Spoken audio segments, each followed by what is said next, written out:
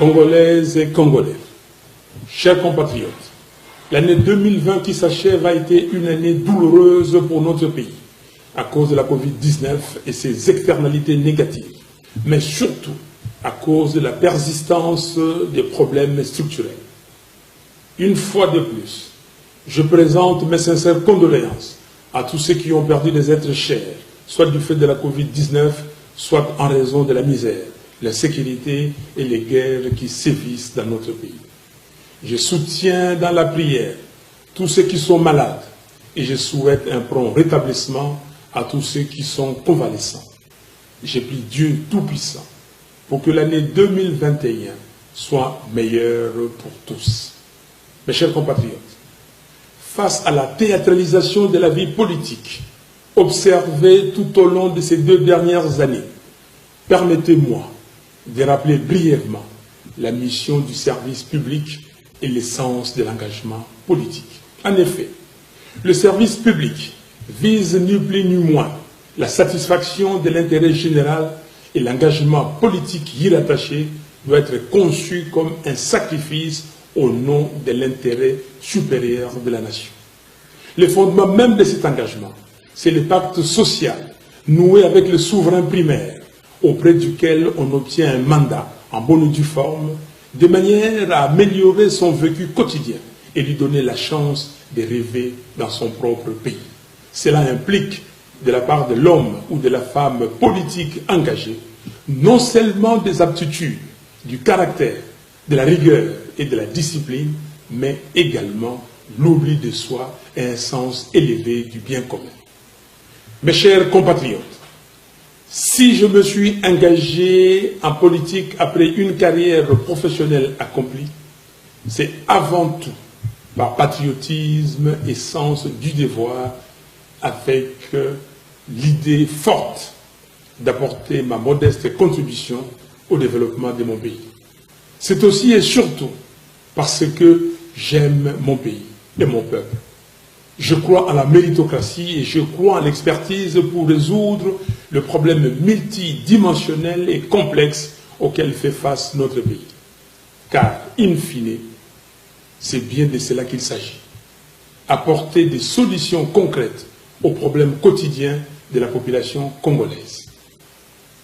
Mes chers compatriotes, en toute franchise, avez-vous aujourd'hui l'impression que vos conditions de vie s'améliorent? Existe-t-il réellement un pacte social conclu entre vous et ceux qui se sont imposés comme dirigeants? Est-ce que vous pouvez véritablement regarder vos enfants dans les yeux avec la certitude qu'ils auront accès à plus d'opportunités demain? Est-ce que le système éducatif de votre pays est plus au sérieux par l'État? Au vu de massacres qui se multiplient particulièrement dans la partie est de notre pays, vous sentez-vous réellement en sécurité dans votre propre pays? En cette fin d'année, chacun de vous, chers compatriotes, doit pouvoir se poser ces questions, loin des considérations et passions partisanes, mais dans un esprit patriotique. La question fondamentale étant celle de savoir, 60 ans après son indépendance, où va notre pays? Mes chers compatriotes, le développement ne se nourrit pas de slogans. La croissance économique ne s'appuie pas sur des promesses. Le taux du franc congolais sur le marché d'échange ne s'ajuste pas en fonction des déclarations de bonnes intentions. L'effectivité de la gratuité de l'enseignement ne se décrète pas. Elle se planifie et elle se vit. La lutte contre la corruption n'est pas la mise aux arrêts de manière théâtrale de quelques individus pour jouer sur la perception. En somme, la bonne gouvernance est une affaire de substance. Car on ne bâtit pas une nation forte sur le mensonge et du superficiel. Si l'on se réfère purement aux chiffres et que l'on se base sur les données empiriques, la situation de notre pays s'est encore considérablement dégradée durant les 2 dernières années. À l'heure où je vous parle, la RDC est presque en cessation de paiement. Autrement dit, le pays n'a pas d'argent pour payer ses créanciers, internes et externes. Et surtout, il est incapable de réaliser des investissements productifs. Les niveaux des réserves de change de la Banque centrale ne représentent que 2 semaines d'importation de biens et services. Curieusement, au même moment, on observe des dépassements budgétaires dans toutes les institutions. Concrètement, cela signifie que, derrière le marketing politique d'une supposée lutte contre la corruption, les caisses de l'État sont saignées à blanc par un groupe d'individus venus dans une logique d'enrichissement illicite. Pendant que les autres nations du monde, y compris certains pays africains, ont mis sur pied une batterie de mesures pour la prise en charge de leurs citoyens, de leurs ménages et de leurs entreprises afin d'atténuer les effets économiques et sociaux néfastes de la pandémie de Covid-19. En RDC, les citoyens sont abandonnés à leur triste sort. Entre-temps, au moins 40 millions de Congolais souffrent d'insécurité alimentaire. Cela signifie que le pays, qui possède la 2e plus grande superficie de terres arables au monde, après le Brésil, est incapable de nourrir 40% de la population en 2020. Au même moment, plus de 6 millions de Congolais sont des déplacés internes dans leur propre pays. Parmi eux, il y a des femmes, des hommes, mais des enfants à bout de force, qui passent la nuit à la belle étoile, sous les crépitements des balles, tout en se demandant s'ils auront la force d'ouvrir les yeux et voir le soleil le lendemain. À cela, il faut ajouter l'épineux problème de souveraineté qui est très peu abordé à Kinshasa. Les armées de certains pays voisins se battent sur notre territoire et d'autres encore traversent nos frontières sans que le gouvernement illégitime ne lève le doigt. Lorsque j'avais pris mes responsabilités patriotiques pour organiser une marche en octobre dernier, afin de tirer la sonnette d'alarme sur la situation sécuritaire à l'est de notre pays, les ennemis de la République ont violemment réprimé cette action d'éveil de conscience. En ce qui concerne les infrastructures de base, à ce jour, la desserte en électricité dans notre pays est de 8%, tandis que celle en eau potable se situe en dessous de 30%, contre 60% en moyenne en Afrique. 9 jeunes sur 10 se trouvent sans travail. Nos provinces sont abandonnées et ne reçoivent pas les rétrocessions programmées au budget du gouvernement central. La RDC n'a pratiquement pas de routes. Les routes de desserte agricole ne sont ni ouvertes ni entretenues. Les échanges économiques à travers le pays et au sein de chaque province sont quasi inexistants. Le budget de 2019 et 2020 n'ont pas été réalisés de moitié. La liste n'est pas exhaustive. En définitive, il y a échec cuisant sur toute la ligne et les perspectives d'avenir ne sont guère réluisantes. Disons-le franchement, la RDC est en péril. Pendant ce temps, le régime FCC cache, distrait l'opinion. On prend les mêmes acteurs responsables de l'échec et on le recycle dans une blanchisserie baptisée Union sacrée. Cette transhumance que cultivent certaines politiques et certains politiques congolais sans idéal est un véritable cancer pour notre pays. Chers compatriotes, compte tenu du fait que bon nombre de personnes qui animent les institutions de la République n'ont pas été élus par vous, peuple souverain, ils savent bien qu'ils ne vous doivent rien et donc n'ont aucun compte à vous rendre. Vous ne les avez pas élus, pourquoi devraient-ils se sentir concernés par votre souffrance? Ils ne le sont pas. Ils vont continuer à vous faire des promesses creuses tout en saignant les finances de l'État. Ils continueront à vous parler de l'état de droit tout en violant la Constitution et les lois de la République. Ils poursuivront l'œuvre des transgressions des principes les plus élémentaires de la morale, particulièrement chrétienne, tout en évoquant Dieu, la Bible, entre leurs mains. Les codes des interdits et les sens du devoir ont disparu. La raison semble avoir quitté la maison Congo. Ce qui est plus regrettable, c'est la caution que leur apportent certains acteurs de la communauté internationale, qui ne semblent point tirer les enseignements des erreurs du passé. Ces représentants des vieilles démocraties et d'états de droit sont désormais ambigus et même devenus aphones quand il s'agit de défendre le principe que leur pays prône. D'aucuns sont même allés jusqu'à soutenir publiquement les faits flagrants de corruption observés récemment à l'Assemblée nationale. Nous condamnons cette politique de 2 poids 2 mesures et exigeons le respect de la part de certains de nos partenaires extérieurs. C'est ici l'occasion pour nous de rappeler à chacune et à chacun de vous que les membres du FCC cash sont les acteurs responsables de l'état morbide actuel du pays.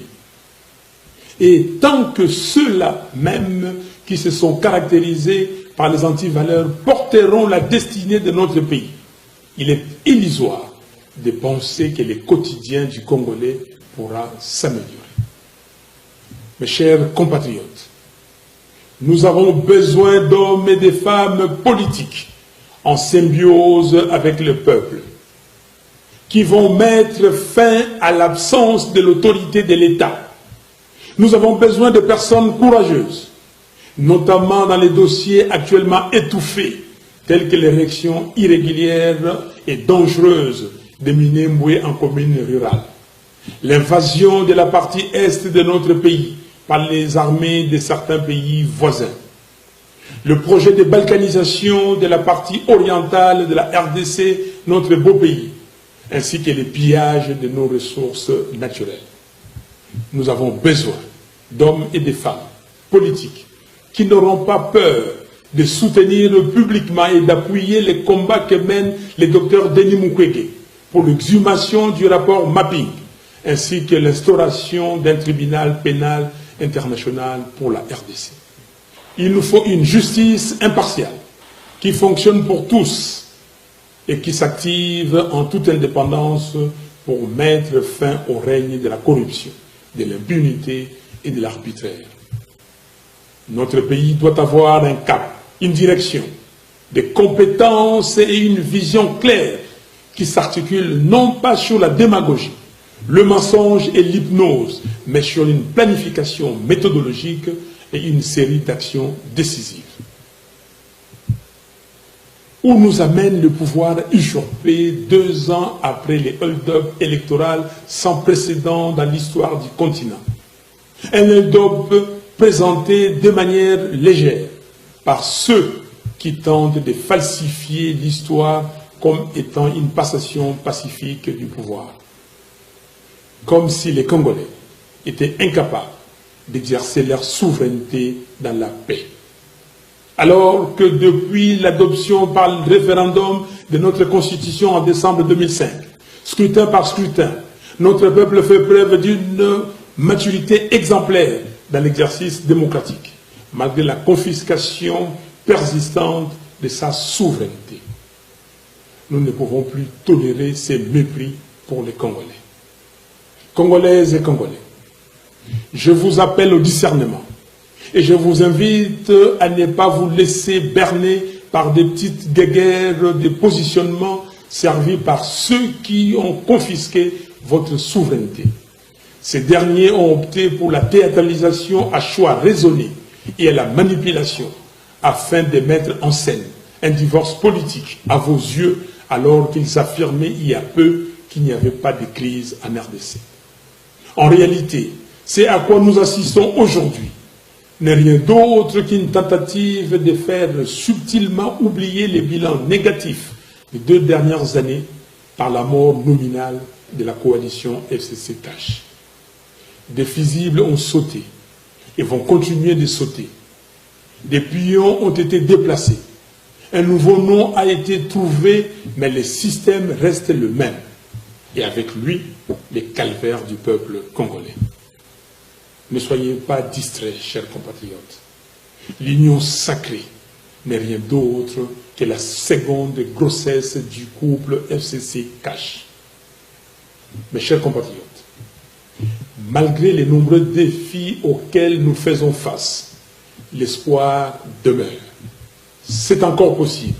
Oui, je suis convaincu que c'est encore possible de relever le défi, de faire du Congo un pays fort, digne et prospère. Comme l'avait dit Alain Moloto, je cite, c'est encore possible de tout refaire et de voir venir de beaux jours pleins de gloire, d'écrire une nouvelle page en couleur d'espoir. C'est encore possible de renaître. Fin de citation. Mon optimisme à ce sujet est sans faille, parce qu'il se nourrit de la force d'esprit des Congolaises et des Congolais. En effet, le redressement de notre beau pays va dépendre de toi, papa, chef de famille, qui travaille dur tous les jours pour subvenir aux besoins de ta famille. Cela va dépendre de toi, maman, qui travaille tout aussi dur, si ce n'est plus dur, pour subvenir aux besoins de ta famille. Cela va dépendre de toi, jeune homme, qui cherche du travail, mais qui bute contre le manque d'opportunités d'emploi et contre le chômage de masse. Cela va dépendre de toi, jeune fille, pleine de rêves, malheureusement obscurcis par le manque de vision et l'avidité des politiciens corrompus et égoïstes. Cela va en définitive dépendre de notre capacité collective à dire non, à dire stop à la complaisance, à dire trop c'est trop, il faut que ça s'arrête. Et il est temps qu'une alternative crédible prenne le dessus sur la médiocrité et la cupidité. Nous pouvons faire mieux, nous devons faire mieux. Pour y arriver, il est primordial de rétablir le peuple congolais dans sa souveraineté. Il est impératif d'obtenir une réelle alternative politique démocratique qui soit porteuse d'un véritable changement. Ainsi, la crise multiforme née du hold-up électoral de décembre 2018 ne peut se résorber que par de nouvelles élections justes, transparentes et crédibles. C'est pourquoi, devant l'histoire et devant les Congolaises et Congolais, j'en appelle au bon sens de toutes les forces en présence. Évitons de répéter les mêmes erreurs qui, depuis 1960, ont plongé notre pays dans un cycle de crise perpétuelle de légitimité. Gardons à l'esprit notre loi fondamentale.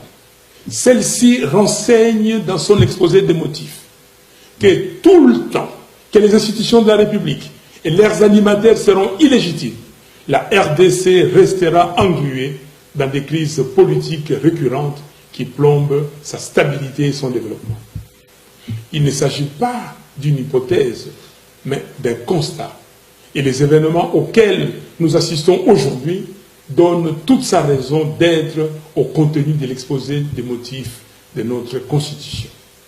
En effet, une majorité préfabriquée, même si elle est subvertie, conserve son caractère artificiel et donc illégitime.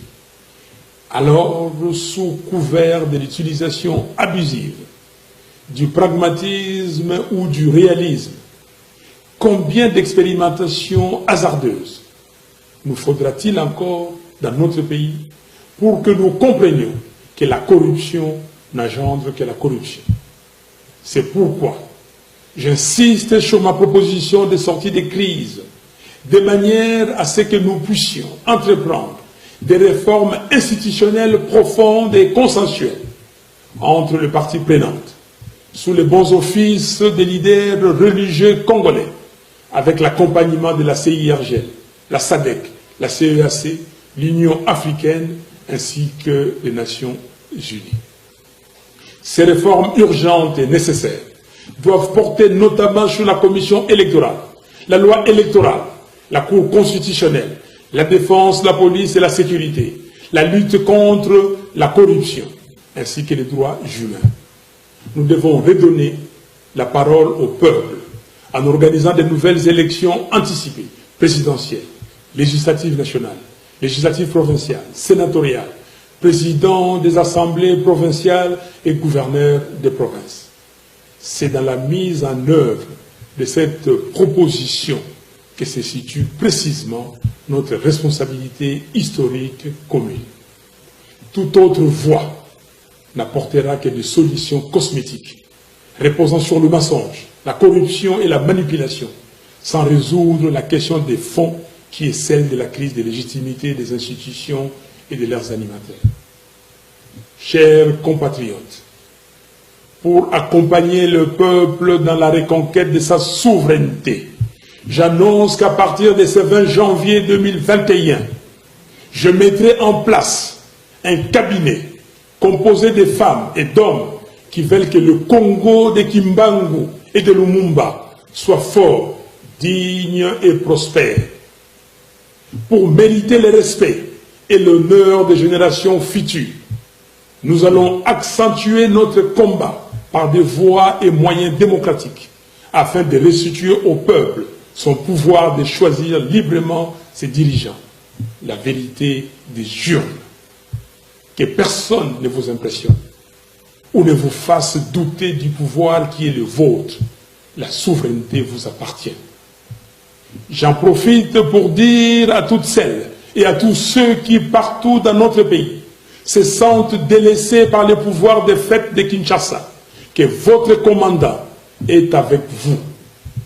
Je ne vous abandonnerai jamais. La RDC, c'est les 2 345 410 km² que composent ces 26 provinces. Et c'est près de 90 millions d'habitants dans toute leur diversité.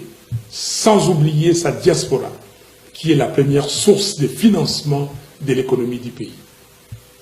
Nous sommes un peuple vaillant et solidaire. C'est dans cet esprit de solidarité que j'avais prévu de passer la fête de Noël à Lissala, dans la province de la Mongala, comme je l'avais fait l'année dernière à Beni, dans la province du Nord Kivu.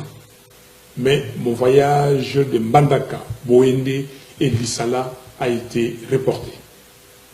Je serai avec vous, mes frères et sœurs de Kinshasa et des provinces, tout au long de l'année 2021. Congolaises et Congolais, chers compatriotes, disons adieu à l'année 2020, année de la Covid-19, de massacres à l'Est, de misère, de souffrance, de corruption, de vols, d'insécurité et de chaos institutionnels. À vous que Dieu a préservé et à qui il a donné la vitalité pour être des acteurs privilégiés du changement de notre pays. Je vous présente mes vœux le plus sincères d'espoir, de bonheur, de santé, de paix et de prospérité pour l'année 2021. Pour terminer, j'aimerais vous rappeler, chers compatriotes, que si l'histoire de notre pays nous a légué un héritage, c'est l'unité nationale. Conservons-le précieusement. Que Dieu vous bénisse, que Dieu bénisse la RDC, notre pays. Je vous remercie.